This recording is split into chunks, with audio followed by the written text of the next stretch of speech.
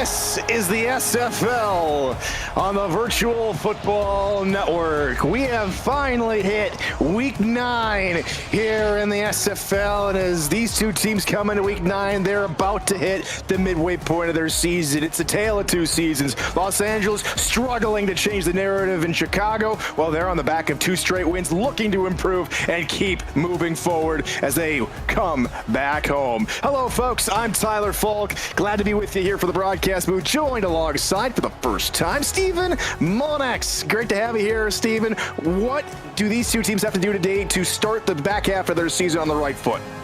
Hey, Tyler, great to be with you, especially here on an early Saturday afternoon. Feels a little like college football right now, but we're going pro here in the virtual sense. Yes, Chicago and Los Angeles, a pivotal game, I think, for both teams in different ways. Los Angeles, as you mentioned, trying to change the narrative. So far, it's been the same old for them, but they have improved.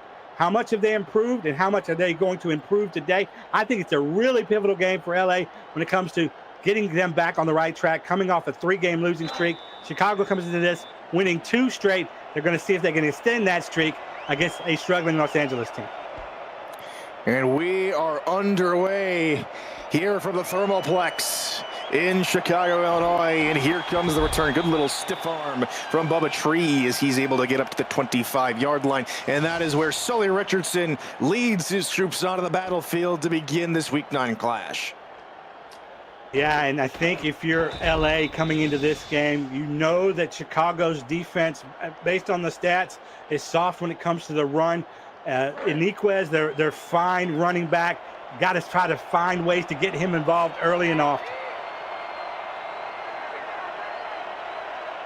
And we will start with an offset eye here behind Sully.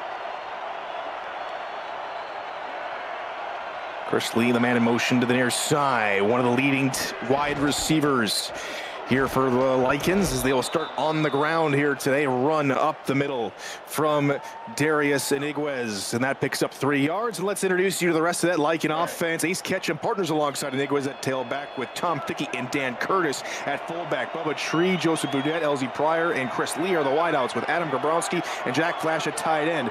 LTS Wilds, Oren Wilds, Bob Wistoska, Damian Robichon, and Hunter Wistoska are the starting linemen. As Richardson rolls and nearly throws an interception, an undercutting cornerback in the form of Zachary Hamburger, and he's one of 5 of these dangerous corners for Chicago. Yeah, and this is a dangerous matchup for Los Angeles. They like to throw the ball, but this Chicago defense, 4th in the SFL in passing yards allowed. They've got a lot of DBs back there in the backfield to knock the ball down just like that. Spreading the field much to the advantage of Chicago. Only one linebacker on the field and only one linebacker in the roster. Pass right side, that's caught just underneath the man who made the play, Hamburger. It's Bubba Tree hauling in the first down reception. Yeah, beautiful play there by both quarterback and receiver. Sully Richardson trusting his receiver despite the tight coverage, and then Bubba Tree, number 11, they're able to shield off the defender just like a basketball player under the basket, Tyler, able to get that rebound by blocking off the defender, giving his quarterback a wide window to throw into. Tree at 6'5", not too undersized for a center or even a power forward, so he could be playing that one too. Good stiff arm on the right side by Ace Ketchum, the counter punch to Iniquez, and that's a great gain of 9 yards. Well, I think in the SFL, teams have learned that you need 2-star running backs. Normally, we talk about the opposite side. When we talk about Chicago, we'll talk about the running back position. But for Los Angeles, having 2 dynamite running backs, I think is going to be really key in this game as they need to run the ball effectively. That's going to open up things in their passing game, but I really think Chicago's weak spot is against the run. From the Warrior 48, they try and run again. This is Iniquez, and he is clobbered down by Dylan Bamsler, just maybe a half-yard shy of the line to gain. Yeah, and this, as much of the headlines that Chicago's offense, an unorthodox offense gets, their defense has been absolutely stellar this season. Big third down try here. They'll try and run again with Iniguez, and he's got plenty of blockers in front of him. Nothing that Chicago to do to stop him that time, and another third down conversion early in the ballgame for LA. Yeah, and the Lycans have come into this game. They clearly understand the assignment. I've liked the balance we're seeing so far in this first offensive series. 32 yards on the opening possession here for the Lycans. Catch him on the ground. He's able to get upfield for a little bit. Melodious Manning there, another one of the corners. Let's introduce you to that Warrior defense. Chad McPherson, Peter Merck, and Debrickshaw Molyneux are the linemen, with DJ Kilgallen, the lone linebacker. Havel Ramsey, Zachary Hamburger, Derek Majors, Ricky Robinson, and Melodious Manning are the corners, with Alex Bond, Dylan Bamsler, JJ Bailey, and Kronk Worthy at safeties, as Ketchum gets the call here, and they'll be close enough for another short third down try. Yeah, surprised he was even able to get that close. I almost felt like he was just falling over, and the defense was almost helping him along to get within a yard of the first down mark. Another run here for Ketchum, but he is met up quickly. J.J. Bailey combining on the tackle with Derek Majors, and it's 4th and 1 for LA. First third down conversion they're unable to get, but they're coming back to the line here, Steven. I like it. They're on the road. They know they need to land the first punch here. This could turn the tide either way. Run, Ketchum, 4th down conversion, good for Los Angeles, and the drive continues. Tyler, that shows a lot of faith in your offense when your head coach is like, yes, I know it's the first series of the game, around the edge of field goal range, but you know what, I'm going to trust my guys to get this yard, and we're going to continue down the field. A lot of trust there. And Los Angeles have gone for it 6 times now in the SFL season. One of the best in converting, with their 4th down conversion of the game. However, this time, J.J. Bailey is going to get in the backfield for a 2-yard loss. Yeah, great read and diagnosis there by Bailey to get that tackle for loss, and now puts LA for the first time in this series there on 2nd and 12. Blitz coming. Richardson over the outstretched arms of his intended target. That's Joseph Baudet out there, and it's 3rd and long. A much more difficult third down look here for the Lycans. Yeah, and against a Chicago defense that plays one of the, a top 5 passing defense here, so it falls right into their hands. Or wide nickel look out here for the Warriors, and now Richardson gonna send Iniguez out of the backfield and line up as a wide receiver. Sends the pass over the middle, caught Bubba Tree. Another third down, third one of the opening drive as we close in on the halfway point of the first quarter. Well, you give Sully Richardson that amount of time behind the offensive line. Look what a great job they do, just creating that bubble around the quarterback, creating that pocket, allowing those receivers to make those long routes, finding them pretty much wide open down the middle of the field. I'll tell you what here, Steven, and they do a great job, just like our SFL commissioner in a SFL connected dynasty, college football dynasty. They're doing a really good job right now of maintaining possession, going on 5 minutes for this opening drive. Pass right side into triple coverage. Ill-advised pass, was looking for LZ Pryor, and he was covered quite nicely. Well, one of the reasons why you want to stick with a running game here in the SFL is you want to soak up that time of possession. And when you've got an offense that is as active as Chicago's is, you want to limit their opportunities, and running the clock absolutely does that. And we were talking pregame here, Steven, that Chicago's not the best at stopping the run, and so LA doing a really good job. Already 9 runs today, make it their 10th run, and Chicago this time is all over it. Dylan Bamsler in on the stop.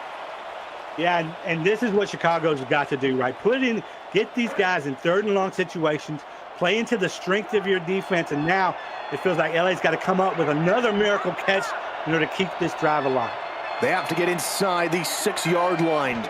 Trips near side here for Sully. Play action, he rolls toward the trips. Sully, and he's hit as he throws. The ball will tumble to the turf. And that should be the drive killer. However, LA's going to have a chance at a field goal here. Yeah, and it just felt like that little hesitation from Sully Richardson, right? He definitely saw something open up for a second, but that window closed so quickly he had to bring it back, and that's usually death for SFL quarterbacks, and they have to bring that back. A little over 30-yard kick on its way. It's up and good. 17 plays, over 5 minutes taken off the clock, and they march all the way down the field and get 3. That is a very good start to the football game for LA. Yeah, that is a statement opening series there. They had success in a lot of areas. Obviously, it would have been great to get into the end zone. They still got points. And as you mentioned, they soaked up a good amount of this clock to start off this game. I mean, Chicago's offense hadn't even seen the field yet. We're halfway through the first quarter. And the kickoff is on its way from John Smith, back deep to return, and we'll go no further. That is the wide receiver filling in for Caleb Giffis, Tyrone Calico. Giffis inactive here today, and so Attack will have one less receiver to throw to. And the big story, no tailbacks, as you were alluding to earlier, Stephen. That's right. It doesn't mean they don't use their tailbacks. They have a trio of tailbacks that they actually do use that come off the bench, but no quote-unquote star ones. If anything else, Attack can always make a throw as well, or make a pass like that. Pauly Truth climbing the ladder. Pauly Truth, we've talked a lot about him, and we're going to talk a lot about him in this game. Good night. He ran wide open there for so long. This amazing speed for his size and position, but he's probably the best player at his position. $6.99 million salary right now. That's the talk of the league. But man, does he perform for it. A run with one of those backup tailbacks, and that's Tyrone Wheatley, who gets gobbled up in the backfield for a loss of 3 on the play. And let's introduce you to that Warrior offense. Attack is the quarterback with Caleb Giffis inactive, John Fullerton and Bobby Tarantino at wideout. Dean Jackson and Pauly Truth are the tight ends with Robin Mono, Finney Flex, Rick Ross, Jackie Jones, and Jess Fullerton Galarza. On the line, that pass a little bit off kilter, intended for Fullerton. Yeah, they're coming out in 5 wide trips on one side, and man, they are obviously wanting and those to make some big plays in the passing game. And why not when you got a guy who leads the SFL in touchdowns with 10 in Attack? I call it the greatest show on virtual turf right here. This guy does everything. He passes, he's run. Close thing we have to Lamar Jackson in the league. He's going to have to throw here, looking over the top. Cook, and Fullerton's going to waltz into the end zone for a passing touchdown for the Warriors. 57 yards. We talked in pregame, Tyler, about how is this team going to react without Caleb Giffis, who's inactive for this game, one of their trio of wide receivers. Well, other players step up, and here John Fullerton absolutely is the recipient of a dot from Attack. When a quarterback can hit you in the hands while you're still having momentum and you're running and you don't have to lose your stride, that results in big plays like that right over the top. The defender didn't even know what happened, and the ball suddenly in the end zone. Terrific play. Tale of 2 teams, 17 plays on the opening drive for Los Angeles, just 4 for Chicago, and that will take us back to a kickoff. 7-3 our score here from Chicago. And if you're Los Angeles, the game plan doesn't change, right? I mean, this is the reason why that you want to control time of possession in this game. You want to limit that offense, explosive offense, from being on the field. How you can do that is having a good balanced offense that has a big focus on the running game, and that's what we saw in that first series. Let's see if they can continue to be successful with that, and maybe possibly this time get in the end zone.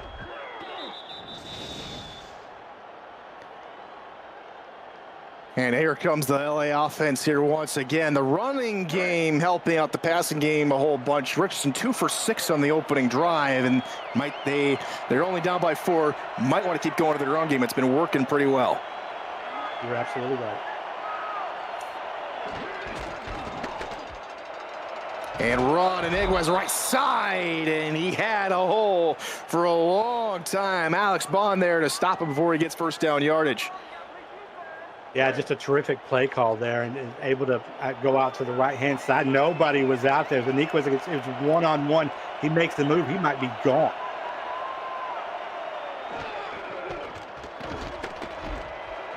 And another run, this time it's catch him to the outside, and right now the outside runs are cooking. Chicago first down, Los Angeles. And you know, it's part of the key to having a successful running game is you've got to invest in it. Like, it's not always going to look pretty, but as you continue to pound that defense, right, they get more tired, and stamina comes into play. You'll start seeing those rushing holes open up bigger and bigger. Still early in this game to be that tired, but it is an investment. You still got to pound the rock.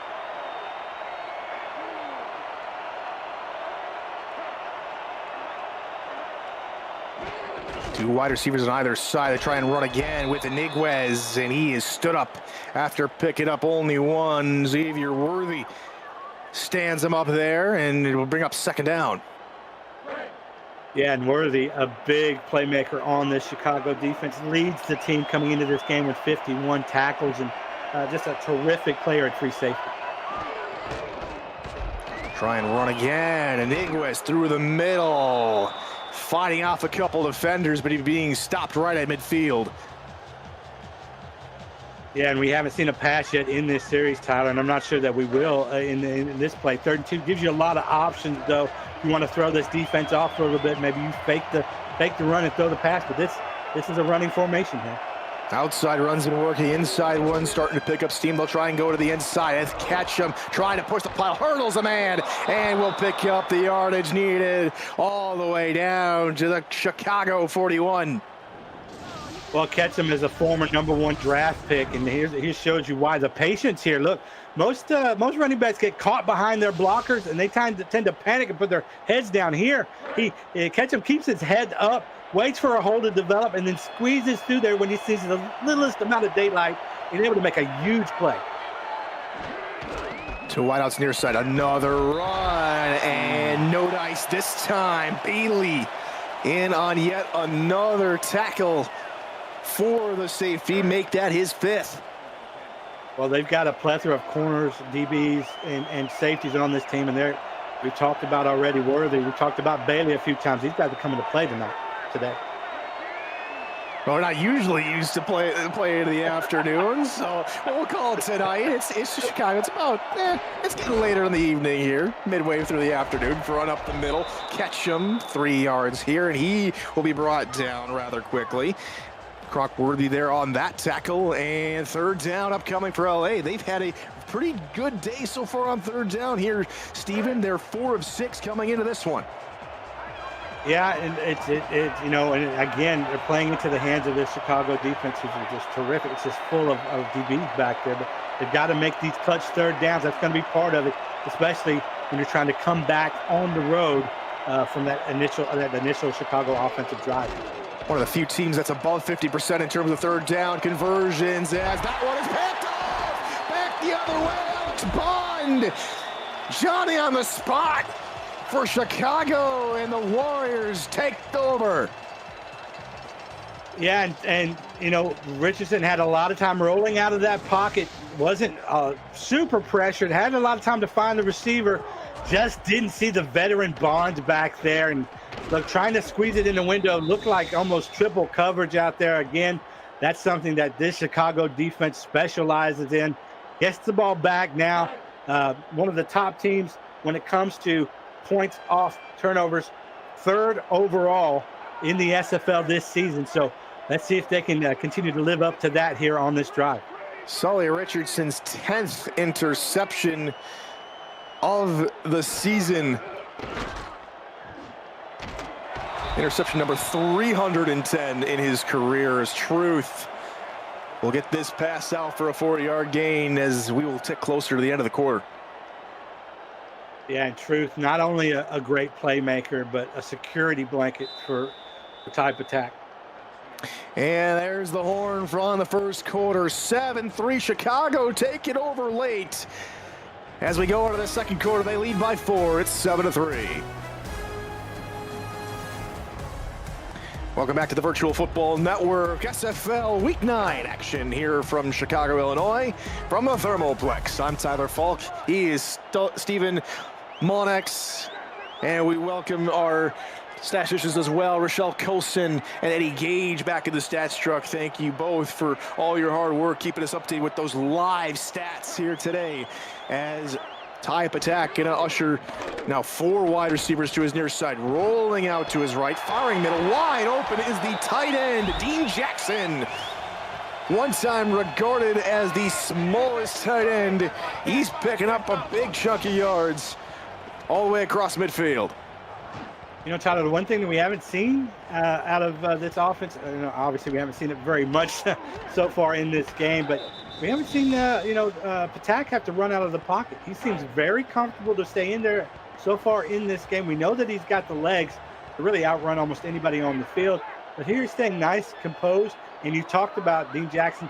Somebody's going to have to step up in the role that Caleb Giffens has left open, and we thought it would be this plethora of receivers and these 2 tight ends, and they have so far. Looking over the middle again, and these quick hitters catching the LA defense off guard. It's John Fullerton in the grab. And it's just feeling all too easy here. Look, this is home cooking for Chicago. And again, this is something we talked about in pregame. Like, this Chicago team, I think, is vastly underrated.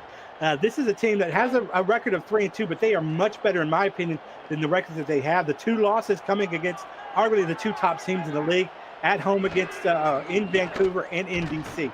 So this is a team that could easily be 5-1 as they make it look easy. Once again, terrific pass, this time to Pauly Truth. Absolutely, tight end cutting across the middle on these post routes, these posts and slants, really slicing and dicing the LA secondary. They're just playing back off cover too, and they're just getting behind that front line of defense, Steven. Yeah, and then Patak, throw that in there too. His accuracy has just been on point so far. I mean, we haven't really seen any miscues by him so far in this game. Averaging about 57% completion percentage this season as one of the league's top passers. Patak, middle, and it's off the hand, unfortunately, of the 3rd string tight end, Chris Luzar. And that's 2nd down. Yeah, that might have been one of the shortest drops I've ever seen by a quarterback. He basically took the ball, took 1 step back, and then looked and waited. And I think that he might have felt the pressure just a little bit there and threw it a little bit earlier than he wanted to. We're seeing a lot of stunting from Los Angeles. They're trying to pinch inside. Maybe that's what's keeping Ty in the pocket, but maybe giving him enough time because the offensive linemen are just having to basically funnel those defensive linemen into one single air pass over the middle, and it's a bone-crushing tackle as the ball is arriving. Heads-up play from the DBs. It's 3rd down. And Tyler, that's a great point that you just made. You know, that they're stunting to contain. They know that Patak, once he gets outside of that pocket, that he is lethal as a runner. And you're right, the defense and the defensive ends are rushing more to the outside to try to keep him in that pocket, but he's just been so accurate so far. 5-man rush here from LA. Quick hitter underneath. That's caught Dean Jackson, but tackled as he had the football. Good job to stay on it, but LA's defense is going to get off the field. Yeah, not ideal there if you're Chicago. I'm not a huge fan of throwing in front of the sticks necessarily on a big 3rd down like that, but it really stems from the previous play where it was right at the 1st down marker and LA's defense was able to knock it out. Good stand for them. The chip shot field goal is up and good, and now it's a full touchdown lead here for Chicago. It is 10-3, and now LA's got some work to do.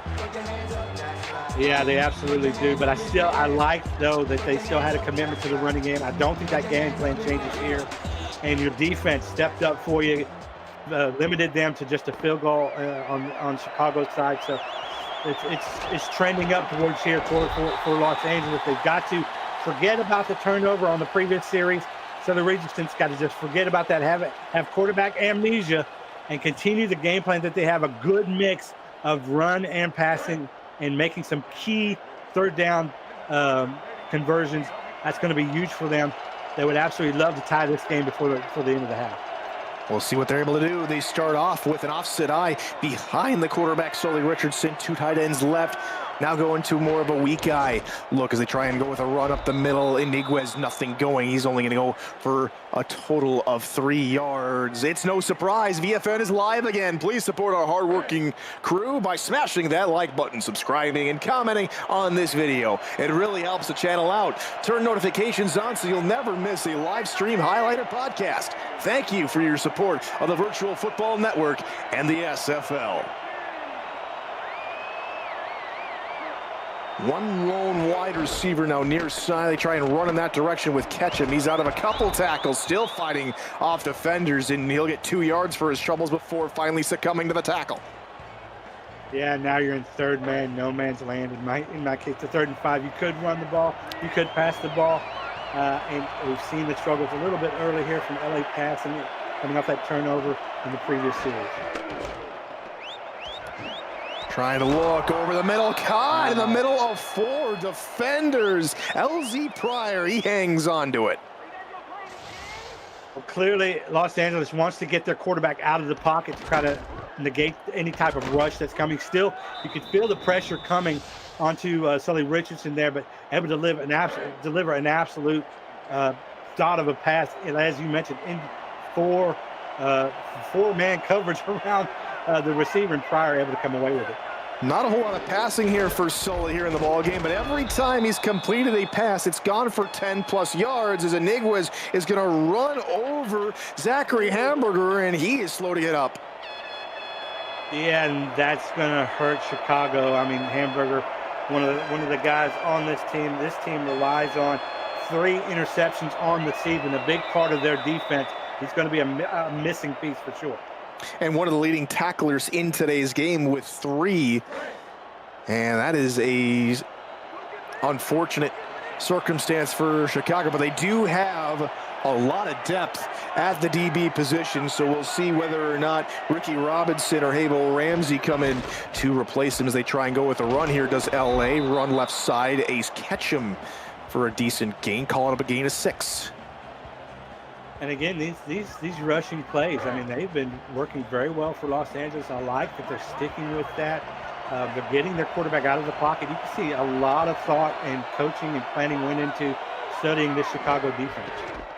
Try and run for the first down, and Iniguez with a defender draped all over the back of him will drag that defender forward for a first down. Yeah, and I love it when running backs trust their blockers. He just got behind a couple of those big uglies and pushed over the virtual yellow line that we only see here on TV. Yeah, just a great job there of knowing how many yards you need to get for the first down and getting there. 5 down linemen for the Chicago defense as they are trying and snuff out this delayed handoff, and they do. Dylan Bamsler sniffing out the delayed handoff, getting upfield and taking down the fullback Dan Curtis for a 2-yard loss. First time we've seen a delay like that, Tyler, and it did not work well. Chicago was already in the backfield once the handoff took place, and that's just spelled disaster. I think that play only works if the passing game is working, so Richards is going to have to do something here. Pass, middle, bobble, incomplete.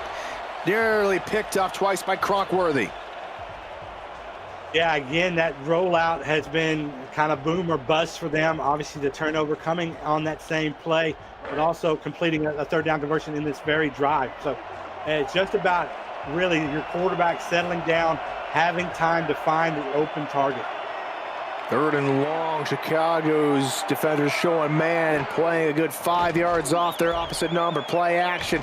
And Richardson, that's what they couldn't get out of the corner blitz. In fact, it's a safety blitz. Alex Bond, who came away with the interception last drive, gets the drive-ending sack here. Yeah, Los Angeles there again. They're rolling out their quarterback. They're the center there. Wilds has an opportunity to maybe get a block on the defender, isn't able to reach him in time, and Richardson pays the price for it. So out trots John Smith, who does both the kicking and punting here for Los Angeles. He's going to try and angle it toward the far sideline, and a return will be started at the 20-yard line and gaining a couple yards. And really no further than that is the wide receiver, Tyrone Calico. as Chicago will take over. Able to march down the field last time after the interception for a field goal, and now another chance here, Steven, for more points.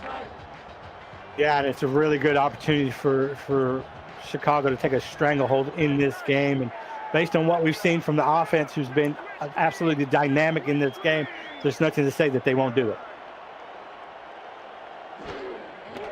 3 wide to begin the drive. Blitz coming, and they try to get the corner route just a little bit too high for the already tall Pauly Truth.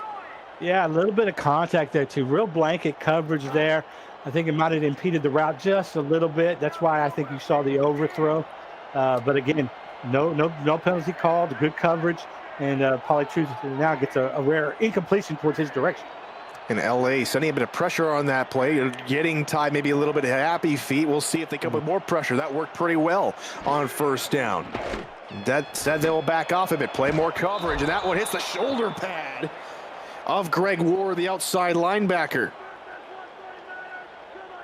Yeah, that was, I don't know. I think that type attack just didn't see Ward there hanging out in the zone there underneath the receiver that he targeted, and had an opportunity maybe there to do more than just bat it down. Looked like you said, looked like he batted down with his shoulder pad there on the backside.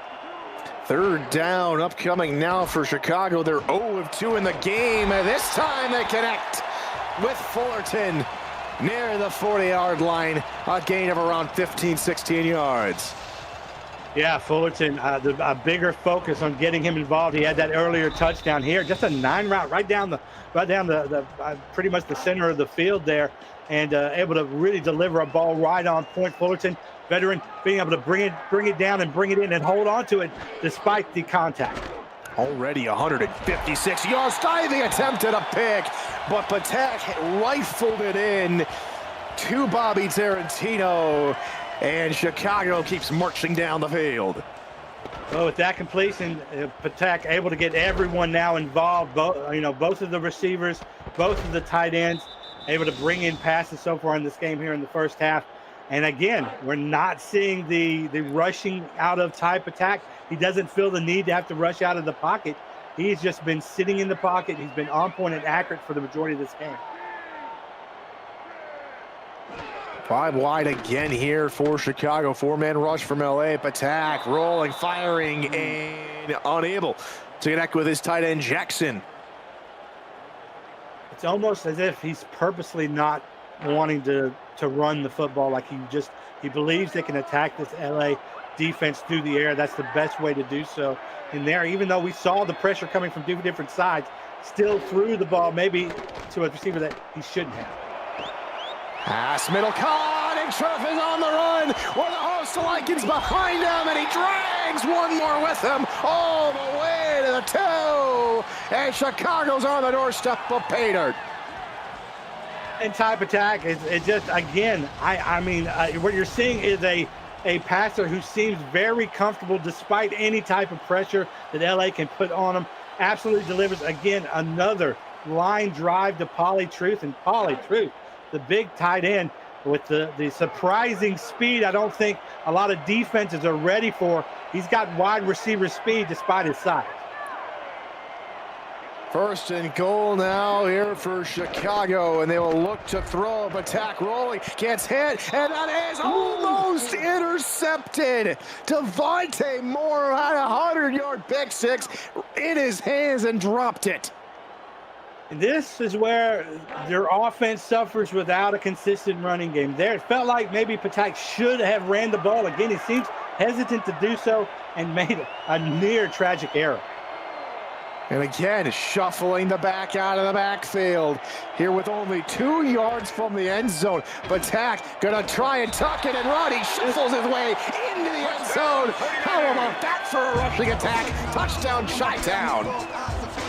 Yeah, that's what makes him, I think, the most dynamic offensive player in the SFL, right? He's not running the ball. We haven't seen him run the ball all game on his own.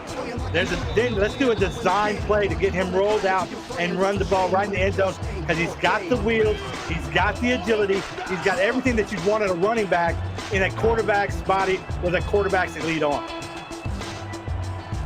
on to tack home the extra point is Christian Ronald Silly, and he is good. 17-3, Chicago looking to take firm control of this one after an 8-play, 77-yard drive. And it's a 2-score lead now here for the Warriors. Tyler, pregame we talked about this wasn't on paper a great matchup for LA, and I think it's getting worse by the minute in the sense that now maybe this offense is going to have to really rely more on the passing game, which is what they, which has been their strength offensively through this season so far, but it is also the strength of Chicago. So it's really playing more into this defense and what they do best, and so that can be a dangerous proposition for a quarterback here in Richardson who's already got 10 interceptions now in the season. And they've really had to rely on the passing game because they've been behind for so much of the season. And that one is deflected quite nicely by Havel Ramsey for an incomplete pass as we head back to SFL and VFN headquarters for a game break. Cameron Irvine, what you got? Thank you, Tyler. Well, it's a law of averages in Denver. On Ivory Irvin's 16th target, he finally got free. Pass interference on Denver was declined, and Baltimore breaks away from Denver. It's 13-3 early in the third. Back to you guys. Thank you, Cam. As we get going back here in Chicago, Iniguez for a 6-yard gain to the right-hand side, and here comes third down, an area of strength earlier in the ball game, and now it's starting to really peter out as Chicago has done a really good job of containing LA's offense. We'll see whether or not the Lycans have something going here. They try and run with Ketchum to the near side, and no dice taken down for at the line of scrimmage, maybe a yard or two, and LA's gonna have to punt again. Yeah, and we're gonna hit the 2-minute warning, and nightmare situation, Tyler, I think here for LA. They're going to have to give the ball back to this offense, give them 2 minutes plus 3 timeouts to try and get back down the field and score again before half. The LA defense has absolutely got to step up here and not allow any more points to give them some kind of momentum going into halftime. And the punt is on its way as Chicago is able to come away with a decent return. Let's talk about Chicago right now at home. They're sitting on a 3-game winning streak. That's the longest winning streak here at home. Currently here for the Warriors, they've had some ups and downs as of late at home, but they are sitting on, well, as well as that's their longest winning streak as well, set all the way back in season 20. They're currently on their longest win streak as well, so this would actually make it the longest home winning streak with a win against LA here at the Thermoplex, and they're already 2 scores ahead here, Steve. Well, you want to talk about how much this team has improved, Tyler. The last season they had a record of 4-8. The season before that, season 23, had a record of 4-8. If they win this game, they're going to have 4 wins already in the season. We're only halfway through. That shows you the kind of improvement Chicago has made.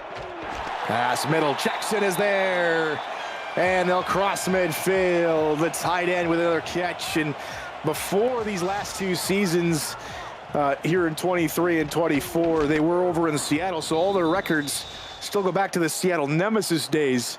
And this is the 7th season of the franchise. They have an opportunity to really make some history here in Illinois. Pass to the near side, looking for a crossing route. That's just a bit too far from attack.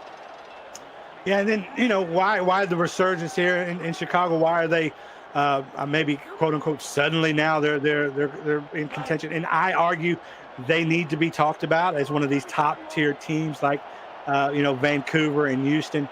I think the addition of Mike O'Neill as their defensive coordinator and then type attack going with an unconventional offense, I think the combination of the two has really been a lot of success. That's nearly picked off.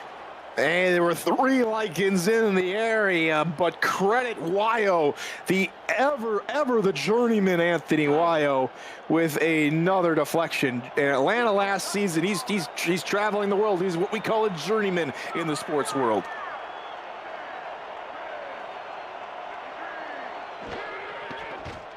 As Patak will roll near side here on third down, pass middle, double coverage incomplete. Monte Wyatt is there, who's had a rough first half, allowing the first touchdown and allowing Paulie Truth to get behind him to get him in range for the score of the last touchdown, but this time with a very good play on this third down, and that will stall out the Chicago drive.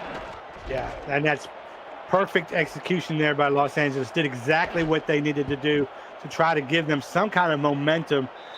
They've only got, what now, 49 seconds to potentially try to score, but still, I think as long as you don't turn the ball over, the momentum is trending in the right direction for LA. Maybe they can come out here in the second half and have a better offensive showing. They do have all 3 timeouts, an opportunity to really make a decision whether or not they want to stay running their own offense and run out the rest of this clock, because they do have to kick the ball away to Chicago to begin the second half.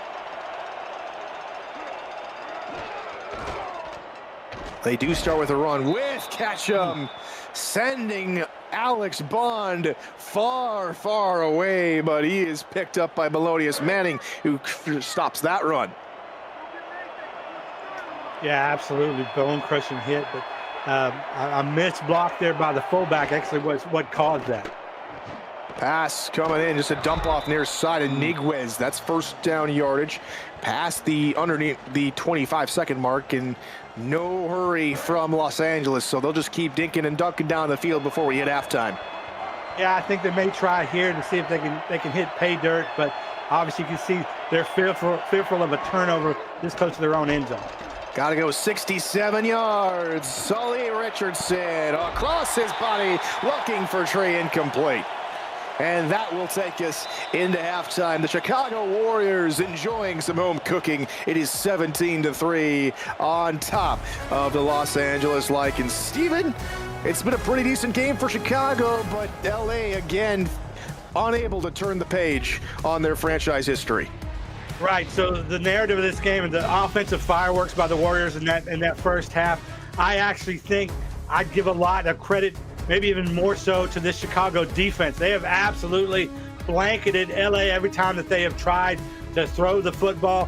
For the most part, they've been able to put in big stops. And even the catches that Los Angeles has been able to complete, you see maybe 2, maybe 3 men in coverage right around them. I think just a great job by Chicago's defensive coordinator to put his players in great position, limiting the Lakers to 3 points. And obviously the offense speaks for themselves. The type attack here as the halftime player of the game so far. 228 yards, 1 touchdown through the air, 1 touchdown on the ground. I mean, what would you expect anything other from the SFL's ultimate playmaker under center? And we welcome you back here to the Thermalplex here in Chicago, Illinois. Tyler Falk and Stephen Mullinex here in the booth with you on this Saturday afternoon. Thank you so much for tuning in here to VFN for Week 9 SFL coverage.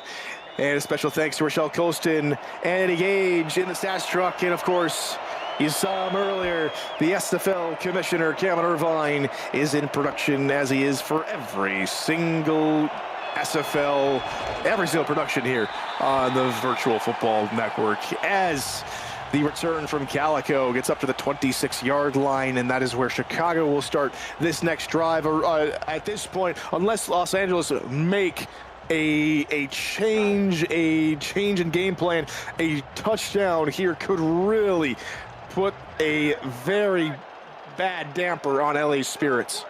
Yeah, as a defense, you've got to ask them to step up right out of the gate, right out of the halftime speech, as motivated as you can get them to get a big stop here. They start with a run, a rare run from Tyrone Wheatley as he picks up 3 yards, and it's really going to be on this, on those linebackers to play more coverage, but also be wary that Ty can run, or they might even hand it off a couple of times. But because this team relies so much on the pass, they're really not looking for gaps, but looking for their zone. Where do they got to cover? Who's their opposite number? As Patak, deep drop, now going to tuck it and run, looking for an extra block, and he slides down to avoid the hit. And that's 3 yards shy of the first down marker. Well, Patak is talented enough as a runner to get out of those kind of situations, but that's exactly what you want to do if you're LA. I think the key to this game right now is that defensive line that we're looking at. LA's defensive line has got to get pressure on Patak. This is the guy that's been sacked a whopping 31 times this season. That's almost more than double than the next other quarterback sacked. So this is the guy that they can get in the backfield. Pass left side, caught, no sack this time. Fullerton to midfield as Chicago is able to get open quickly. Yeah, and that's Fullerton just making a play for you. And Patak actually having great communication, like nonverbal communication with his receiver. And they just kind of, through their movement, showed that, hey, I want you to come short of that. I'm going to throw it down. Looked like he almost took it off his knee, Tyler. Good agile movement for Fullerton to haul in the grab. Is brand new set of downs here for the Warriors. 4-man rush. Patak over the middle, and it's nearly intercepted. Another missed opportunity for the Lycan defense as Greg Ward gets another deflection.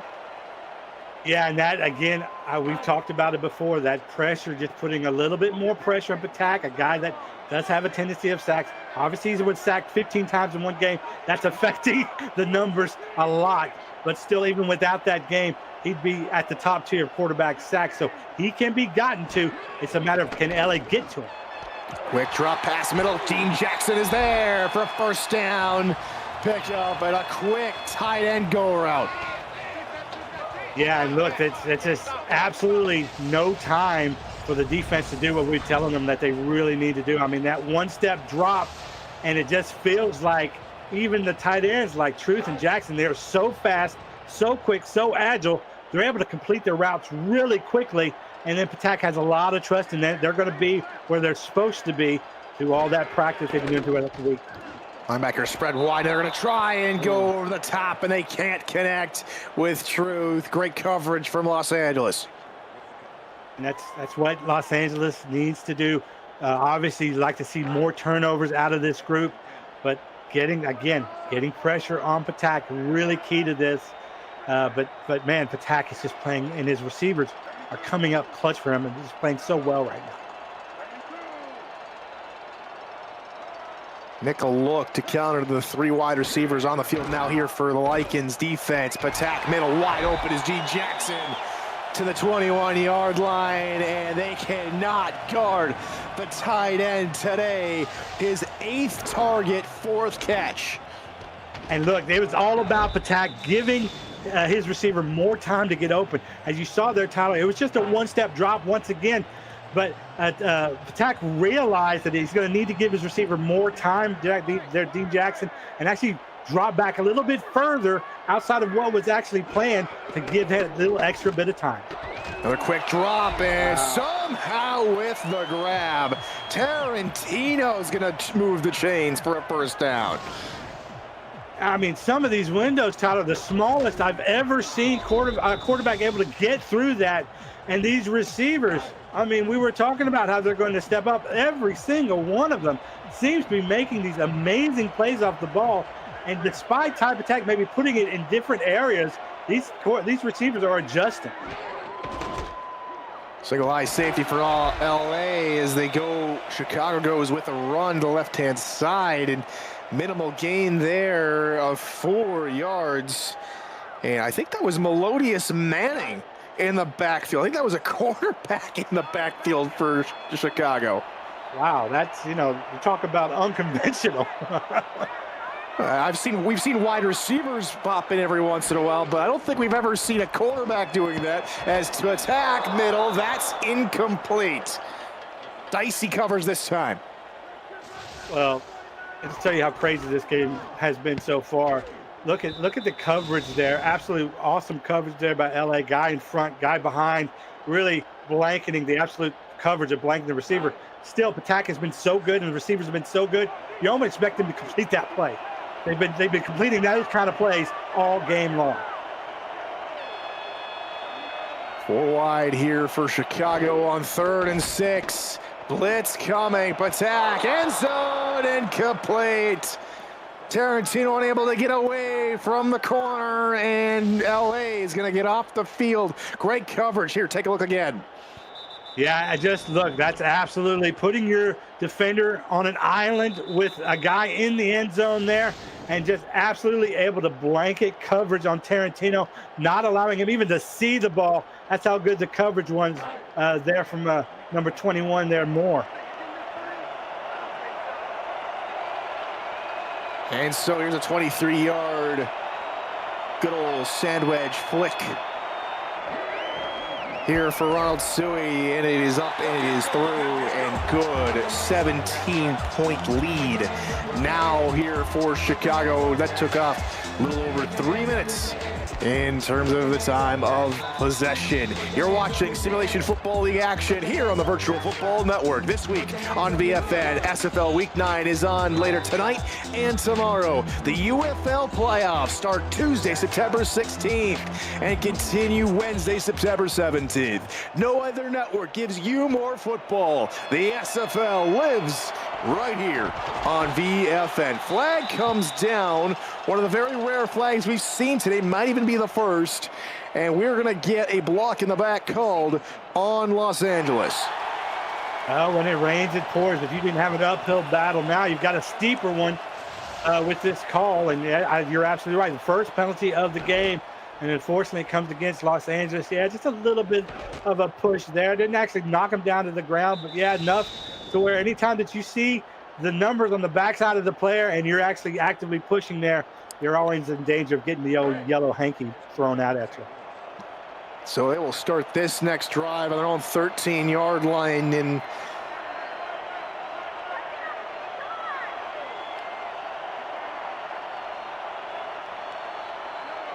three wide receivers here for Richardson, but they're going to continue trusting in the ground game as Ketchum.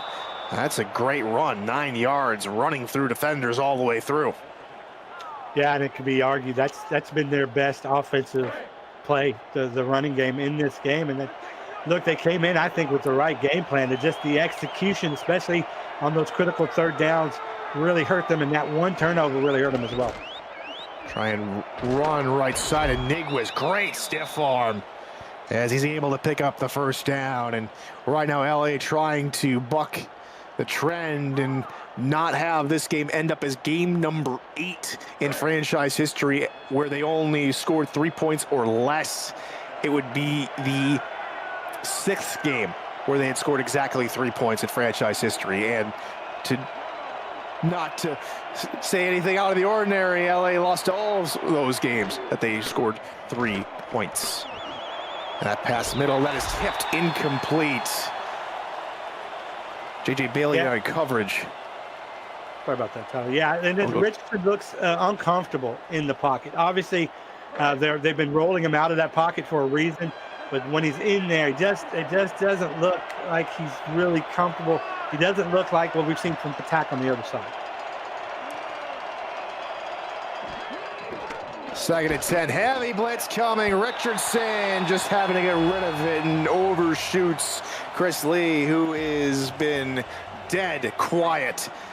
6th target to Chris Lee, 6 incompleted pass.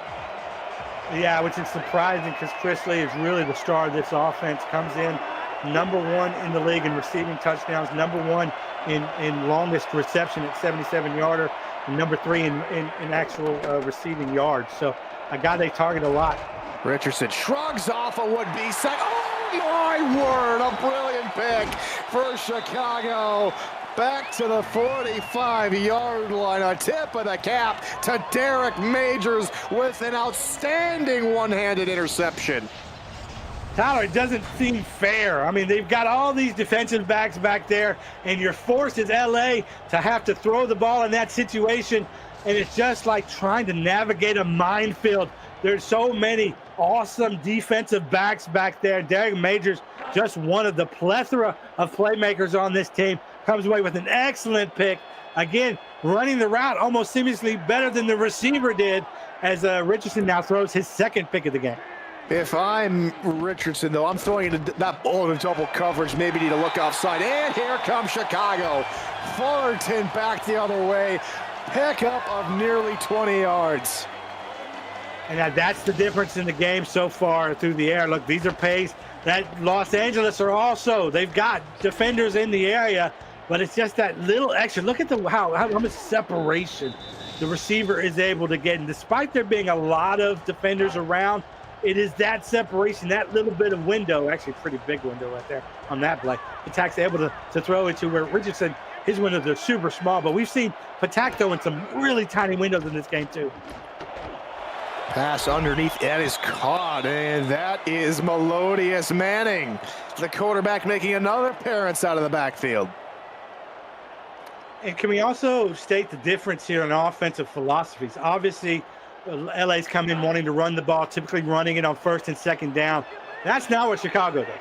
Chicago's, they're probably passing up, their plan is to pass on first, second, and third. So they're just giving themselves a lot of opportunities through the air, a lot of opportunities for turnovers as well. Only 6 interceptions on the season so far from Patak, so he does a really good job there of being very accurate. Or if he does make a throw that's incomplete, it doesn't get picked off very often. And LA is playing a lot of these big zones here, Steven, which allow the separation because you got defenders that are just sitting in their zones. No one's coming into my zone, but that's where Chicago has schemed so well today, finding the little gaps in those zones. Look near side. Nobody is on the receiver, but Patak is just going to tuck it and run. And that's a good enough for the first down. But if I was Ty, you had maybe a touchdown in the waiting for the tight end, Chris Luzar. Yeah, I mean, that is a great point. Yes, clearly LA has stepped up at times, but clearly there's some holes that are being taken advantage of here through the passing game by Chicago. Tack, quick drop over the left side, incomplete. Fullerton this time was double covered, and that's the one thing about pass, especially in this part of the area. The field shrinks so much where the defense starts to have the advantage. Yeah, I would think this is where at Chicago you kind of miss having maybe that one bruiser back or someone that you can really pound the defense down with to get those goal line and those those short first down conversions. But they've made it work, and again, I think they're not done with how they're developing this offense. Look at the average yards per play. LA under 3, and you got Chicago averaging 7 yards a play. Flip out near side. D. Jackson is going to roll forward into the end zone. Touchdown, Chicago. And we've seen, if you don't have a consistent running game, you can still use your passing game in order to convert what basically are runs in there. Dean Jackson on the really short out route, extended because of the time that Patak needs to find them, but able to actually use his muscle and actually the tackler help to almost bring him into the end zone. That's essentially a run and a touchdown. And now, boy, we're talking about, it's about to be here with this opportunity, 27-3. 24-point lead here with 3 minutes left in the third. Dean Jackson's first receiving touchdown of the new campaign, his 6th on his career as Chicago is up 23-7. Tuesdays and Thursdays, the SFLM is on VFN. Season 11 is underway and resumes Tuesday, September 16th at 8 p.m. Eastern with the Birmingham Hellhounds and Anchorage Wolves. Thursday, September 18th, it's Philadelphia at New York and San Diego and San Jose. As here comes a good return from Tree Flag coming in again. And unfortunately, it's going to be another block in the back. Take that brilliant return from Tree and say it again, Steven, when it rains, it pours. Absolutely. I mean, everything. I mean, a wonderful return. Exactly what you need LA to try and get some of that positive momentum. Everything's been going downhill, or in this case, uphill for you, and you need a little something downhill, and they get a great return, but again, they shoot themselves in the foot, and it just causes them, again, to be further back and further away from getting into that end zone, which they haven't been able to do yet once tonight. Richardson now from his own 24-yard line. He's trying to run with Ketchum, and that's no gain. Gobbled up in the middle by Alex Bond. And for the Lycans, it's unfortunately been more of the same, unable to really find that rhythm, find that spark, and it seems it comes in spurts. One game you have them going toe-to-toe with Sin City in week 7, and well, this week it's just been all Chicago and really haven't been able to find any inroads since that first drive. Yeah, and for me, to me, it says more about Chicago than necessarily it does about LA. Down goes Richardson. Another sack for Chicago. Second one of the game for this defense. And that was such a big drop from Sully. He invited McPherson in. Unblocked, yeah, untouched. And look, you can see now why they've been rolling him out of the pocket so much. They must have saw in their game tape there that could be susceptible to those kind of rushes. And boy, did he get his head knocked off there. Richardson has to really bounce back right here. Richardson on third and long off his back foot, finding Chris Lee finally on his 8th target, gets his first catch, but still it's not enough for LA to move the chains. Yeah, I don't think there's a playbook there's a play in anybody's playbook that allows you to convert on that kind of a long third down, but you can see the physical tools are there, able to throw. Sully Richardson able to throw off his back foot, finally finding Chris Lee for a completion, but just not enough.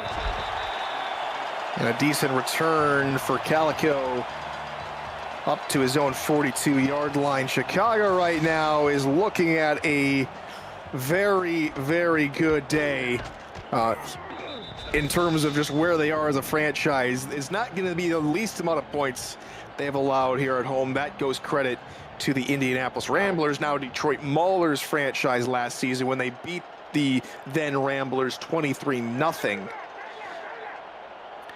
Here at home on April 12th of this year as Patakin look near side. That one's deflected and incomplete. Yeah, and a great individual effort there by Wyo. But look, those are the kind of plays that you need to make in order to try to get back in this ball game. You got to get those interceptions coming. We've seen a lot of knockdown passes from this defense. We need to see some turnovers. Their offense just needs the help defensively. This Los Angeles legacy just needs a spark, anything to get them over and forward in the right way. Patak chucking one quickly, but very good heads-up awareness from Greg Ward to sit and stay home and get to Patak as soon as he tried to tuck it and run. Yeah, and I think that's the very definition of quarterback spy, right? He's just sitting there watching the quarterback. They're trying to contain him through that stunt that you mentioned before. Attack from the outside, giving only a rushing lane for Patak down the middle, and then you've got your spy sitting there waiting for him to make it minimal yardage. We're wide here from Attack, looking left side. That is caught at midfield, but a couple yards shy. And LA's defense now forcing a quick 3-and-out. Yeah, that's for LA. That's pretty much the best stand we've seen all day from them. Yeah, I mean, look, you're looking for any kind of moral victory that you can find in this game if you're LA, and that is absolutely one, limiting this team, I think, for the first time to an actual 3-and-out here in Chicago's offense. That bodes well here for LA. The first 3-and-out of the second half actually did force Chicago to 2 3-and-outs. Even the opening drive for Chicago was, well, it wasn't 3-and-out, but it was a touchdown resulting for Chicago after going back, and finally getting forward enough to take home the bacon there. But now it's time for the defense here to start another drive. They've only allowed 141 total offensive yards from the Lycans, and looking to stop some more here. And Iniguez, and as well as the run game may have been the key to success, had it gotten going a lot quicker here, Steven, it's about time to start passing a bit more. Yeah, they haven't broken that game plan as of yet, but the more that Chicago continues to stuff this run, it's going to force LA into those passing situations. Another run, this time catch him out of the right-hand side. He'll pick up maybe about 3 as we will hit the end of the third quarter. Fourth quarter coming up from the Thermoplex here on a Saturday afternoon. It's 27-3 Chicago here on the Virtual Football Network. And welcome back to Chicago, Illinois. Tyler Falk alongside Stephen Mullinax here in the broadcast booth. We are so happy you have joined us here. We're glad to have your company here this Saturday afternoon as LA looking for any spark of life. Here on this drive is Richardson rolling, finding an open receiver near side. That's what LA needed. Joseph Boudet with the catch. Yeah, here we go. Sully Richardson, you got to settle down your quarterback, rolling them out once again in that play action rollout, and then finding the open receiver. Those receivers have got to get open. We've seen just blanket coverage from Chicago in this game. We've got so many DBs out there. We've seen it's rare that we see a receiver running as open as Boudet was right there. Catch him looking for some blocks and gets a couple. Now down the field and a good gain of 10 for another first down.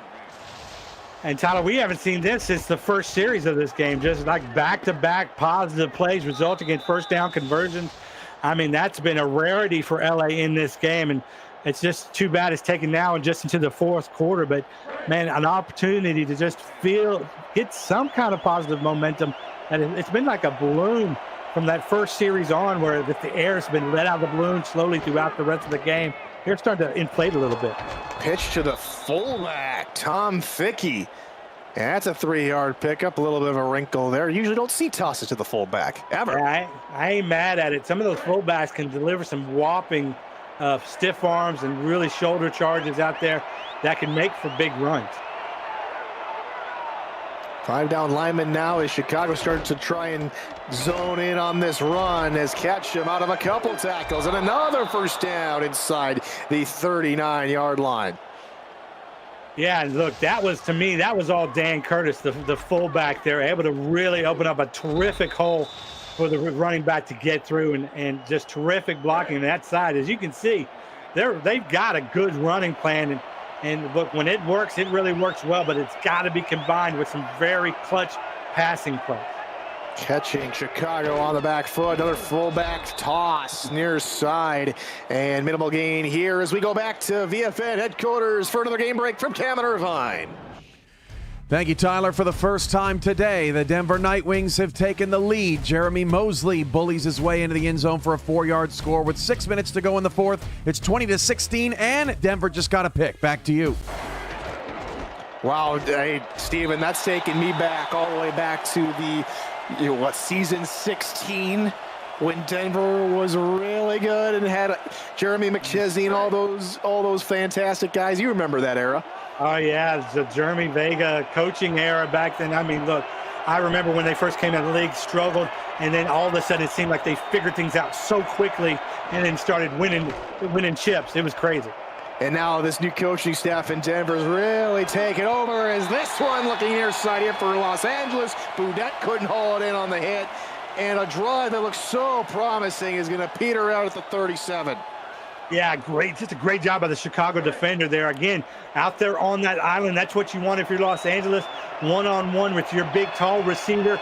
Throw it up. It's a 50-50 ball, but the defender does a great job of knocking that away and knocking the momentum right out of the mouth of the Lycans. It's just going to be a high and short push. Chicago going to let it bounce, and it takes an LA bounce inside the 15. A slow roller to the 12-yard line, and that is where Chicago will take over as they begin yet another drive. Coming up tonight, it's a special Saturday night spectacular. The season 24 championship rematch between the Vancouver Legion and Mexico City Aztecs. Two teams once again in the hunt for this season's crown. Kickoff is at 9 p.m. Eastern, right here on the Virtual Football Network. That pass underneath, that is incomplete, and Chicago still get a pass even though they're up big. Hey, some of these Chicago fans, now you can see them in the stands. They're watching that Denver-Baltimore game with a lot of interest. Chicago has to go into Denver in their next game, so maybe getting a look at their upcoming opponent, maybe some raised eyebrows there that Denver's winning against a tough Baltimore squad.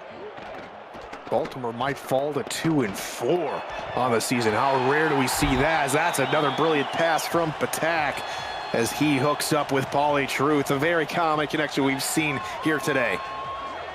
Yeah, and we've seen it all season long, and for as much as made of Pauly Truth's, some say overinflated salary, $6.99 million as of last check.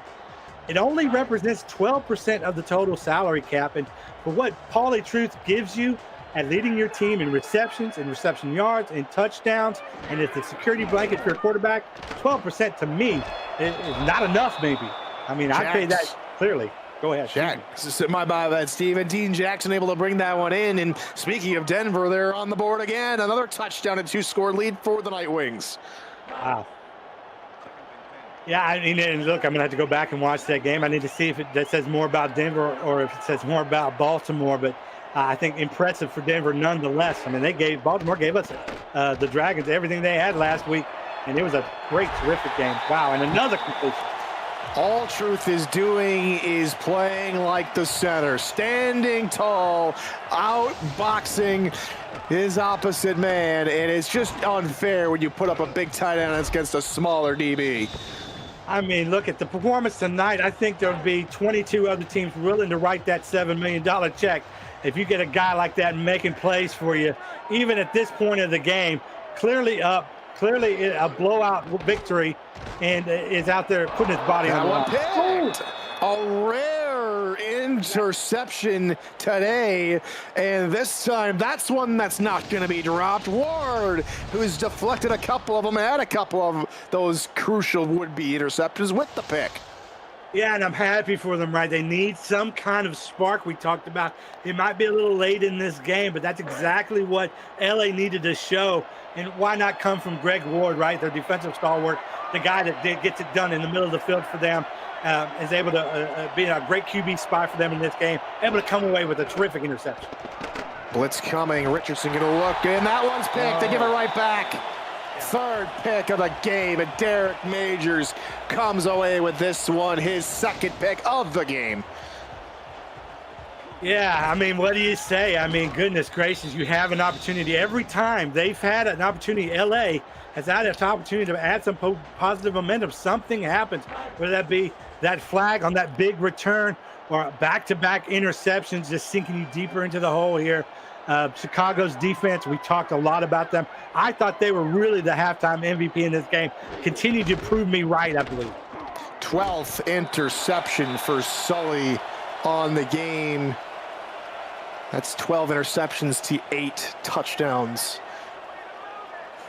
for QB6. And now Chicago got a little under 6 minutes here from win number 4, and really they're starting to make some noise as Patak looking middle, almost had Truth on the hash marks, but that one will fall incomplete. Well, we've talked about LA wanting to change the narrative and not quite doing it so far this season. Chicago has absolutely changed their narrative. With this victory, they're equaling the amount of victories they've gotten the last 2 previous seasons, and I think they should be vaulted up into the talking these top-tier teams. And they've got a favorable schedule coming up here. As you said, and watching that at Denver game, if that's incomplete, they're going to play at Denver. Then they're going to play at Charleston. They played Sin City here in Chicago. They play Fort Worth here, and they play Oklahoma City here. So I think this is a team that probably you're looking at 8-4, 10-2, if everything kind of follows the narrative. And that's going to be a top-tier division, maybe winning team that's going to go into the postseason. So I think Chicago's clearly underrated. Hopefully, as the season continues, they start to get their flowers more and more. And a big credit again, I think, for this unconventional offense and them and type attack, obviously under center, but also, man, this defense playing outstanding, particularly in this game. Merritt Majors with 2 picks, saw one on the last drive, but also had a spectacular one-handed pick. But don't be sleeping on that on Denver. That's going to be must-watch football, because right now, coming into the next week here, Steven, both those teams, as the both scoreline stand, are going to be 4-2 atop that Central Division. And I mean, we're looking at maybe the tiebreaker game in what could be whoever wins that game wins that Central Division. So it's must-watch football in Week 10. When those 2 teams collide. And meanwhile, Iniguez trying to cause a little bit of chaos on the ground, but there's that man again, Majors in on the tackle. Yeah, Majors is doing everything out there, and interceptions, tackles, they're feeling good right now. I mean, they're just feeling they've got everything going their way. And boy, what kind of a setup game is this for what might be one of their critical games of the season coming up against Denver? And another sack. Again, Richardson can't get anything going, and they're gonna have to go back to the line. Another blitz coming, another sack, back-to-back sacks by the same defensive end, Jad McPherson. Third of the game. Yeah, McPherson having an absolutely terrific statistical day there again. Barely touched. Something about that play. Whatever stunt they're sending in, it is leaving. It's putting McPherson there just on an island one-on-one, and the tackle just cannot do anything. Fourth and forget about it, and LA's not even going to test this defense. Wow. That's all I can say. I want to say more, but it's better left unsaid at this point. You're absolutely right. It does feel like it almost a sense of it's not worth it, right? But it's just like I don't know that I have seen a team beat another SFL team down so mentally that they won't even try to pass it on fourth and relatively long. Wow. First and 10 is Chicago looking to polish off this win, it would seem, pass into double coverage. I mean, if Ty keeps throwing like that, we're looking at a pick six here sometime soon. Well, based on the game we've seen, don't worry, but they'll just get it right back. I mean, that's just basically what this game has been. Every mistake that the offense has made, the defense has been able to erase it and more. And so, again, hats off to this defense. Mike O'Neill, this defensive coordinator, what they've done so far this season has been absolutely game-changing and team-changing, I believe. Again, coming in now, they're going to have 4 wins and looking at a division battle, as you mentioned, against Denver to see who has the rights maybe to move on. But, I mean, this is an absolute terrific victory for Chicago. And if anybody had any doubts, I think, about this team and what their strategies are, I think they are slowly convincing everyone that this team is the real deal. 3rd and 10. We've seen Tarantino be the target of the last 2 passing attempts. And Tarantino now goes slot left side of type attack. And they're just going to try and run a very rare run from Wheatley as he gets 5 yards up to the 10-yard line. Monte Wyatt there on the tackle. And the clock will roll, and Chicago will trot out the field goal unit to make it 30-3. And for a team that doesn't run the ball in those situations, I think that shows a lot of respect for the other team. We're not trying to put up monster points against you and throwing in the end zone at this point of the game. We know the game is won. Let's have some respect for the other team and what they're going through. Let's just kick the field goal here. And that doinks off the upright, and they're going to say it did not go in. Wow. He stoinked it. Let's take a look at this again. This is a very weird angle. It is a doink. And it almost looked like it didn't hit the post, but it did and bounced back. And look, if you're going to miss one, that's the one the coach is okay with. At this point of the game is won. It should be a no-pressure situation. You may be in the back of your mind, you think, what's going to happen to the kicker when we're in a high-pressure situation? If under no pressure, he doinks one off, but it's not going to hurt you right now. It's just blame it on the wind, blame it on the hold, blame it on just bad luck or whatever. I think, that's one that you're okay with as a coach. You'd hate to see it. Maybe puts a question in your mind about the future, but as of now, it doesn't hurt you. I will say that does ruin the perfect season for Christian Ronald Suey, who was a perfect 10 for 10 coming into the game. And now 1 for 2 here today. 1 for 3 today. Oh, Tree had it. Just couldn't hold on to that pass, and it's 3rd down. Yeah, it was an definitely awkward body position, but one that you would expect a receiver to bring in, especially at this point of the game, it's part of the course of what's been happening with LA right now. Even when they have good luck and the receiver gets open, not able to bring it in. 3rd and 5 as Manning follows Iniguez over looking for man coverage. No, he's going to try and come out on blitz past the near side. That's caught. Chris Lee to the 40-yard line. Make that the 41-yard line officially. 1st down here for Los Angeles to try and muster anything and maybe some offensive points here. Chris Lee with the catch over the middle at midfield. A gain of 9, 2nd and 1.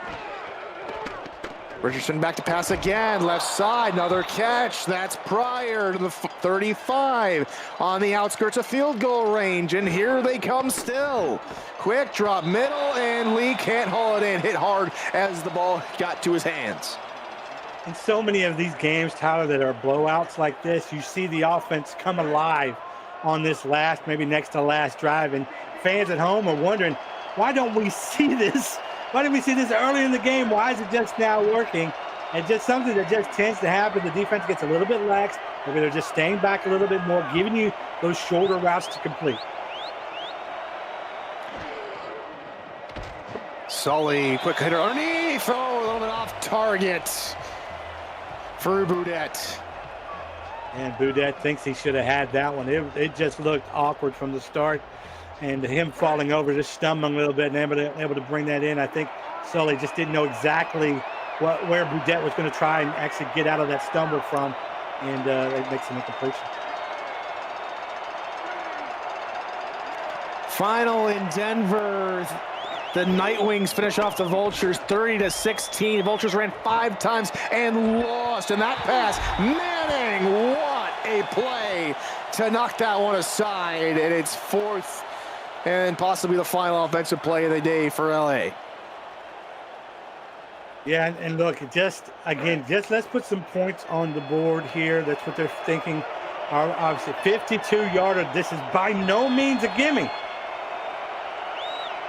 From near the left hash, snap, spot, kick is going to swing in, and it had plenty of distance. Wow. That is up and good. A brilliant 50-plus yard field goal. I hear some cha-ching sounds going on in the back of our minds as John Smith remains perfect on the season with a 50-plus yarder, longest of the season. Yeah, and look, when it starts to come, and I'm not sure we're talking about playoffs when it comes to the Lycans, but, when it comes to playoff seeding and those things, points do matter at some point. So. And that return, that was dangerous. Well, luckily, it's only a linebacker, Antonio Pierce, that's trying to return it, not a fancy flying wide receiver that may have taken it all the way back to the house. Oh, and yeah, bobbled it just a bit as well. So, a linebacker, maybe not the surest hands on the team out there on the hands team, but able to wrangle that one in. We've seen a little sloppy play from Chicago here at the end of the missed field goal, a bobbled onsides.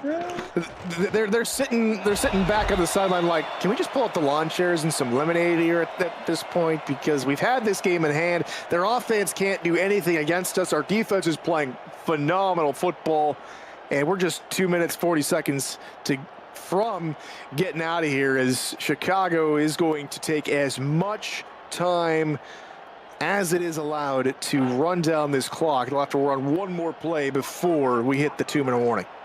Yeah, the question of how does a team that's primarily a passing team run the clock out at the end of a game? And it showed you that those short little passes there just act as runs, or maybe they might even run the guy out of the backfield right now. Indeed they will. And it's Melodious Manning, cornerback, hoodwinking everybody as a tailback, and he does a good job there, picking up the 4 yards for the first down, as we will reach the 2-minute warning here in this one. It's Chicago's game to lose, and they don't look like losing it. 27-6 your score here on the Virtual Football Network. Final 2 minutes of play, and we'll see plenty of runs here from Chicago as they look to take their 4th victory of the season, tying the last 2 seasons record in terms of wins. And already the future's looking bright for their last half of the season. When we came into the game here, Stephen, we were talking about what's the key for both teams coming in and finishing off this back half of the season starting here today. Chicago's done it with a very tenacious defense. Yeah, absolutely. They've been all over the field, erasing mistakes by the offense that have been few and far between. And then this offensive juggernaut, we know what it is.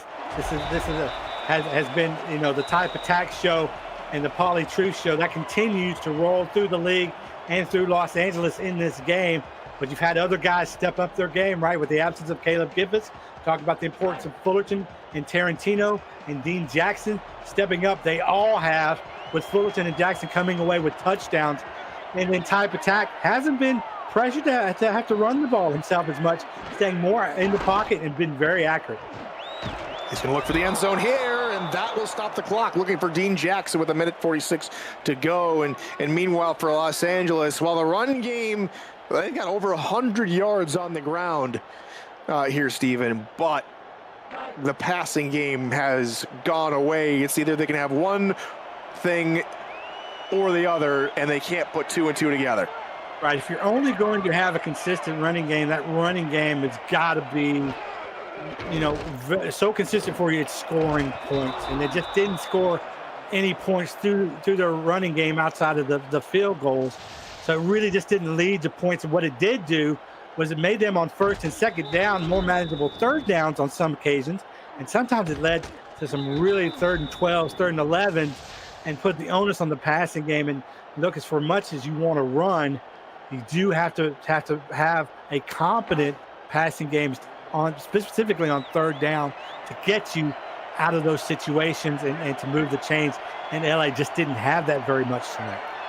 It is the worst start to a week 9 in franchise history for the Los Angeles Lycans, going 1-5 as Ty Patak can roll, tuck it, and run. He's wide open. His second rushing touchdown of the game is going to bring the scoring past the 30-digit mark, and it's pretty much all over. An exclamation point for Chicago.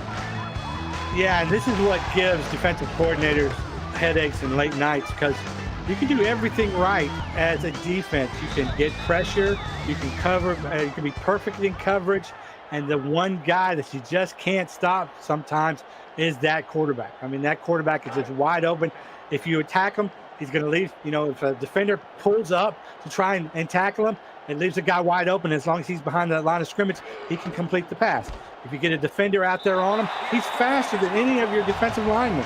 He can just whip right past them. Like, there's just not a lot of things that you can do other than maybe try to force attack to run maybe down the middle and spy him like we've seen it done earlier in this game. Otherwise, especially in those situations like goal line, man, it's just a tough ass to stop, again, one of the most dynamic players in the game.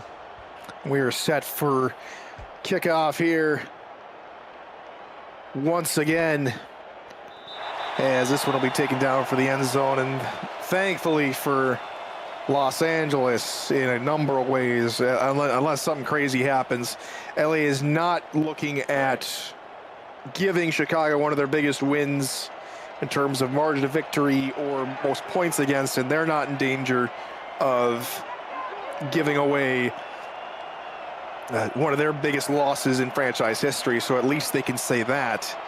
But they've really struggled to move the ball in all phases of the game. 100 yards in both the first half and second half, and Boudetti unable to haul in that one. He only has 1 catch today on 5 targets. Yeah, and I don't think it gets any easier for the Lycans moving forward. Next game they have to go into Pittsburgh and play the River Hogs, who it's just been a really good team so far this season. They play Washington, they play Oklahoma City in Oklahoma City, and then Detroit, and then they end the season against currently undefeated DC. So, and the Lycans it doesn't get any easier for them, and they're going to need to figure out some things between now and the end of the season if they want to have any chance of finishing with a decent record or anything, and right now they're looking at a mirror of what they did last season, which is 2-10. And something's got to give here, Steven, because right now they're the underdogs coming into pretty much every game. And when you have a team like Pittsburgh, a very young franchise, and even Chicago as well, a younger franchise, as being touted as the team that is the better team in this matchup, that's really got to put some fire into this coaching staff in LA to really think, we've been around for a little bit longer, as Chris Lee makes a good catch, his 6th of the game, but they really haven't had the momentum, the planning, the scheming to say, we've been here, we know what we're doing, we have that, and they can't get it together what's got to change for this Los Angeles franchise to really turn the narrative from an outside perspective? Because right now, it seems from the internal perspective, it's not working. Yeah, it's so tough too, because your roster's set, so it's not like you can make a blockbuster trade to try to bring someone in. So you've got to work with what you have, and obviously what you're doing isn't working. So that's when you really got to come in as a coaching staff and kind of just flip things on its head, try things that you maybe hesitant to try in the past.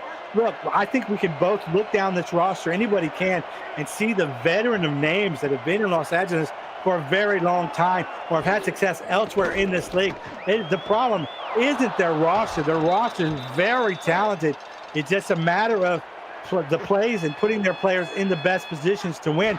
And sometimes when you're like a team like Los Angeles and you've been trying something that isn't working, you've got to go with the unconventional.